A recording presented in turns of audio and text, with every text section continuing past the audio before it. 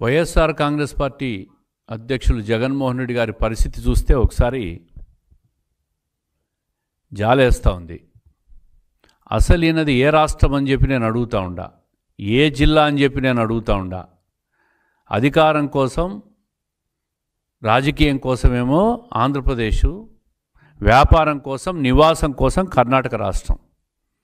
ఆనాడు చంద్రబాబు నాయుడు గారు ఎప్పుడైనా ఓ రోజు హైదరాబాద్కు వస్తే పక్క రాష్ట్రం నుంచి రాజకీయం చేస్తున్నారు చంద్రబాబు నాయుడు గారని విమర్శించిన మీరు ఈరోజు వారానికి 4 రోజులు కర్ణాటక రాష్ట్రంలో నివాసం ఉంటూ అక్కడ వ్యాపారాలు చేసుకుంటూ రాష్ట్రంలో అధికారంలో ఉన్న సమయంలో అక్రమ సంపాదన అంతా అక్కడ పెట్టుబడులు పెడుతూ వ్యాపారం చేసుకుంటున్న మీరు ఆంధ్రప్రదేశ్ వాసులా అని చెప్పి నేను అడుగుతూ ఉండా, కడప వాసులా అని అడుగుతూ ఉండా, రాయలసీమ బిడ్డనా అని అడుగుతూ ఉండా.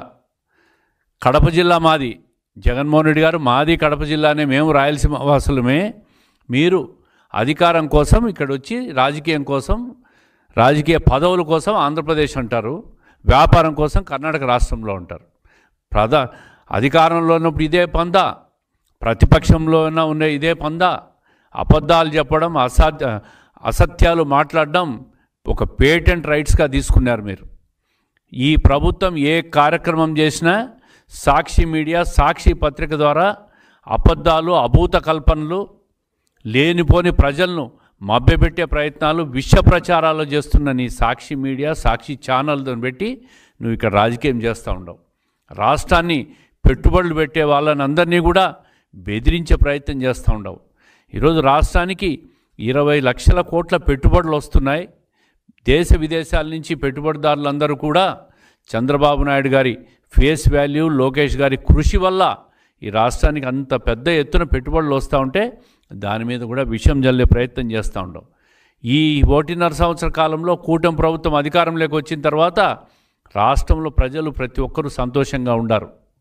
ఈరోజు హత్య రాజకీయాలు లేవు, గొడ్డలి వేట్లు లేవు, కత్తిపోట్లు లేవు. నీ బంధువులు కూడా ఈరోజు సంతోషంగా ఉండారు.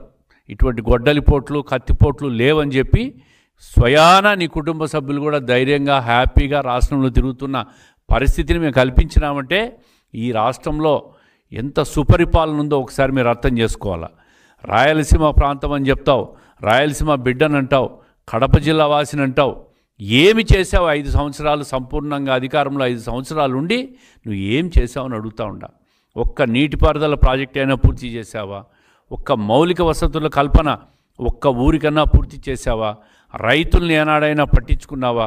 సంక్షేమ కార్యక్రమాలు ఏమైనా ఒక్కటన్నా సరైన లబ్ధిదారికి అందినాయా?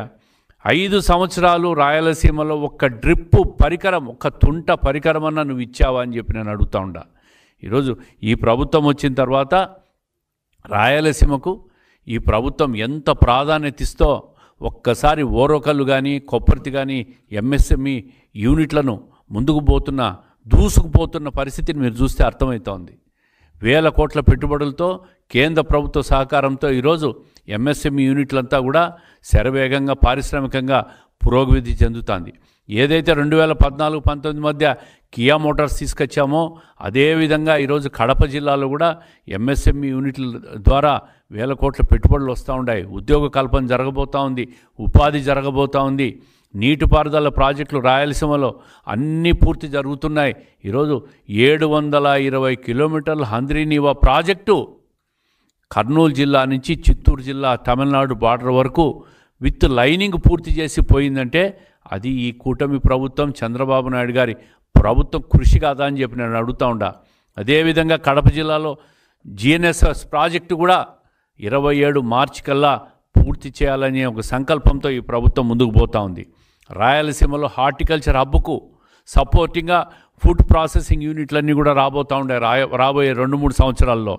అదేవిధంగా ఈరోజు ఏదైతే స్టీల్ ప్లాంట్ ఉంది, కడప జిల్లాలో స్టీల్ ప్లాంట్, నువ్వు 3 సార్లు భూమి పూజ చేసిన స్టీల్ ప్లాంటు ఈరోజు మళ్ళీ భూమి పూజలు లేకుండా అదే అప్పుడు పారిశ్రామికవేత్తలు ఎవరైతే ఉన్నారో వాళ్ళనే తీసుకొని వచ్చి ఈరోజు వాళ్ళ ద్వారా స్టీల్ ఫ్యాక్టరీ పనులన్నీ ప్రారంభం చేసి శరవేగంగా నిర్మాణం జరుగుతూ ఉంది. మీలాగా 3 సార్లు 4 సార్లు భూమి పూజలు చేసి షో చేసే ప్రభుత్వం కాదు ఇది. ఇది పనిచేసే ప్రభుత్వం. అందుకే ఈరోజు రాయలసీమ అన్ని రకాలుగా కూడా శరవేగంగా ముందుకు పోతూ ఉంది. అదేవిధంగా మౌలిక వసతుల కల్పనలో కూడా సెంట్రల్ గవర్నమెంట్ నుంచి కేంద్ర ప్రభుత్వ సపోర్ట్తో అన్ని రోడ్లు నేషనల్ హైవేలు అయిపోతున్నాయి. ఎయిర్పోర్ట్ ఆధునీకరణలు కూడా ముందుకు పోతున్నాయి. అన్ని రకాలుగా కూడా ఈరోజు రాయలసీమ ముందుకు పోతూ ఉంది. ఇది చూసి ఓర్చలేక ఈరోజు పక్క రాష్ట్రం నుంచి విమర్శలు చేస్తూ ఉండవు. మెడికల్ కాలేజీల మీద 1 కోటి సంతకాలని ఘోర వైఫల్యం. ఒక్క కార్యక్రమం నువ్వు చేపడితే ఈ 1.5 సంవత్సర కాలంలో ఘోరంగా వైఫల్యమైన కార్యక్రమం ఏదైనా ఉందంటే నీ మెడికల్ కాలేజీలో 1 కోటి సంతకాలు. మీరే బుక్కులు తీసుకొని సంతకాలు పెట్టుకొని మీరే దాన్ని ప్రచారం చేసుకుంటున్నారు సాక్షి మీడియాలో. ఈరోజు రాష్ట్రంలో అన్ని రకాలుగా కూడా ఒక దీర్ఘకాలిక ఒక ప్రణాళికాబద్ధంగా ముందుకు పోతున్నాం. ఈరోజు ఒక్కసారి గూగుల్ సంస్థ ఆంధ్రప్రదేశ్ రాష్ట్రానికి వస్తూ ఉందంటే గూగుల్ డేటా సెంటర్ అది చంద్రబాబు నాయుడు గారు లోకేష్ గారి కృషి కాదా, ఈ ప్రభుత్వ కృషి కాదా అని చెప్పి నేను అడుగుతూ ఉండా. కేంద్ర ప్రభుత్వ సహకారంతో ఈరోజు పూర్వోదయ ప్రాజెక్టు కింద దాదాపుగా 44,000 కోట్ల రూపాయలు ఏదైతే ఈశాన్య రాష్ట్రాలకు ఇస్తారో దాన్ని కూడా మా రాష్ట్రానికి సపోర్ట్ అందజేయండి అని చెప్పి చంద్రబాబు నాయుడు గారు కృషి చేసి రాబోయే 3.5 సంవత్సరాల్లో 44,000 కోట్లతో ఆంధ్రప్రదేశ్ కేంద్ర ప్రభుత్వం గ్రాంట్ రూపంలో పూర్వోదయ స్కీమ్ ఇస్తూ ఉంది. దాని ద్వారా 9,000 కోట్ల రూపాయలు ఇది హార్టికల్చర్ పురోగభివృద్ధికి ఉపకరిస్తుంది. ముఖ్యంగా రాయలసీమలో ఫుడ్ ప్రాసెసింగ్ యూనిట్లకు ఈ కార్యక్రమం ఎంతో ఉపకరిస్తుందని చెప్పి తెలియజేస్తూ ఉండా. అదే కాకుండా 23 లక్షల కోట్ల పెట్టుబడులు, 20 లక్షల ఉద్యోగాల కల్పనకు ప్రభుత్వం పనిచేస్తూ ఉంది. ఏదైతే ఎన్నికల హామీలు చెప్పామో సూపర్ 6 కార్యక్రమాలన్నీ కూడా ప్రతి సంక్షేమ కార్యక్రమం ప్రజలకు చేరుతున్నాయి. ప్రజలు సంతోషంగా ఉండారు. అందరూ ప్రభుత్వం ప్రతి ఒక్కరూ సంతోషంగా ఉన్న తరుణంలో అధికారం కోల్పోయి మతి భ్రమించి పక్క రాష్ట్రం నుంచి విషం చల్లుతున్నారు ఈ జగన్మోహన్ రెడ్డి గారు. ప్రజలు దీన్ని అర్థం చేసుకోవాలా. అదే కాకుండా రాయలసీమలో దాదాపు 4 జిల్లాల్లో 94 పరిశ్రమలు రాబోతూ ఉన్నాయి. 3,50,000 కోట్ల పెట్టుబడులతో పరిశ్రమలు కూడా రాబోతూ ఉన్నాయి. 174,000 మందికి రాయలసీమలో నిరుద్యోగ యువతకన్నిటికీ కూడా ఉపాధి కలిగించే పరిస్థితులు రాబోయే 6 నెలల్లో ఏర్పడుతున్నాయని చెప్పి గర్వంగా ఈ ప్రభుత్వం చెప్పుకుంటూ ఉన్నాం. అదేవిధంగా సత్యసాయి తిరుపతిలో తొలిసారి స్వీప్ సెంటర్ ఏర్పాట్లు చేస్తూ ఉన్నాం. దీని ద్వారా అనేక రకాల పురోగతికి సహకరిస్తుంది. ఓర్వకల్లు కానీ కొప్పర్తి కానీ దాదాపు కొప్పర్తిలో ఒక 8,000 ఎకరాలు, ఓర్వకల్లులో కూడా దాదాపు ఒక 6,000 పైన ఎకరాలు సేకరించి ఈరోజు పెద్ద పారిశ్రామిక వాడైతూ ఉంది. రాయలసీమ అన్ని రంగాల్లో కూడా తెలుగుదేశం ప్రభుత్వంలోనే గతంలో కానీ ఇప్పుడు కానీ ఎప్పుడు కూడా రాయలసీమ అభివృద్ధి చెందిందంటే అది ఒక్క తెలుగుదేశం హయాంలో అని చెప్పి గర్వంగా చెప్పుకుంటాం. ఒక తెలుగంగ ప్రాజెక్టు కావచ్చు, RTPP Rayalaseema thermal power project కావచ్చు, గాలేరు నగర్ కావచ్చు, ఆంధ్రీనివా కావచ్చు, ఇవన్నీ కూడా రాయలసీమకు తెలుగుదేశం ప్రభుత్వంలో అప్పటి ఎన్టీఆర్ హయాం నుంచి ఈరోజు చంద్రబాబు నాయుడు గారి హయాం వరకు కూడా పురోగతి సాధించిందంటే అది ఒక్క తెలుగుదేశం ప్రభుత్వం. ఈరోజు కూటమి ప్రభుత్వం సారథ్యంలోనే జరుగుతోందని చెప్పి రాయలసీమ ముద్దు బిడ్డ, కడప జిల్లా బిడ్డ అని చెప్పుకునే జగన్మోహన్ రెడ్డి ఎప్పటికీ కూడా రాయలసీమ నాది, రాయలసీమ బిడ్డగా అని చెప్పుకునే హక్కు లేదు నీకు. కర్ణాటక బిడ్డ అని చెప్పుకో, లేదంటే తెలంగాణ బిడ్డ అని చెప్పుకో, అంతే తప్ప ఆంధ్రప్రదేశ్ నాది, ఇక్కడ రాజకీయం చేస్తా, అక్కడ వ్యాపారం చేస్తా, అక్కడ నివాసం ఉంటా అంటే ప్రజలు ఎవ్వరూ నేను విశ్వసించే పరిస్థితిలో లేరు. ప్రజలు మిమ్మల్ని మర్చిపోతూ ఉండారు, మీ పార్టీని మర్చిపోతూ ఉండారు. మిమ్మల్ని ఎప్పటికీ కూడా మళ్ళీ మళ్ళీ ఛాన్స్ ఇచ్చేదానికి ప్రజలు సిద్ధంగా లేరు. ఈ కూటమి ప్రభుత్వానికి కనీసం ఈ రాష్ట్ర ప్రజలు 15 సంవత్సరాలు అధికారంలో ఉండాలని చెప్పి కోరుకుంటూ ఉన్నారు. ప్రజలు కూడా ఒకటే విజ్ఞప్తి చేస్తున్నాం, ప్రభుత్వాన్ని 10-15 సంవత్సరాలు మీరు శాశ్వతంగా ఉంచండి.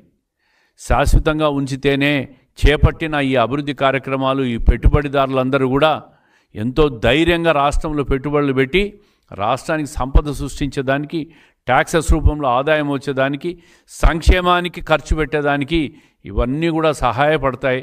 ప్రభుత్వాన్ని కొనసాగించాల్సిందిగా రాష్ట్ర ప్రజలను విజ్ఞప్తి చేస్తూ జగన్మోహన్ రెడ్డి గారిని కానీ వారి పార్టీని కానీ దయచేసి మీరు మళ్ళీ వాళ్ళ గురించి ఆలోచించొద్దని చెప్పి విజ్ఞప్తి చేస్తూ ఉండా.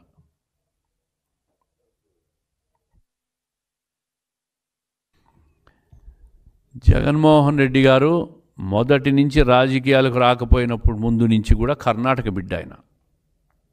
వాళ్ళ తండ్రి గారు ముఖ్యమంత్రి అయిన తర్వాత ఆంధ్రప్రదేశ్కి వచ్చి 5 సంవత్సరాలు తండ్రి అధికారాన్ని అడ్డం పెట్టుకొని వేల కోట్లు సంపాదించుకొని మళ్ళీ ఈ పెట్టుబడులన్నీ కూడా కర్ణాటక రాష్ట్రంలో పెట్టాడు ఈయన.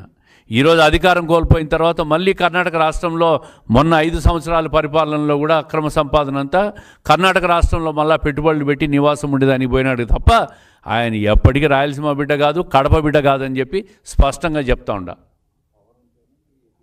అధికారంలో ఉంటే ఆంధ్రప్రదేశ్, ముఖ్యమంత్రి పదవి ఇస్తే ఆంధ్రప్రదేశ్, సంపాదిస్తే కర్ణాటక రాష్ట్రం.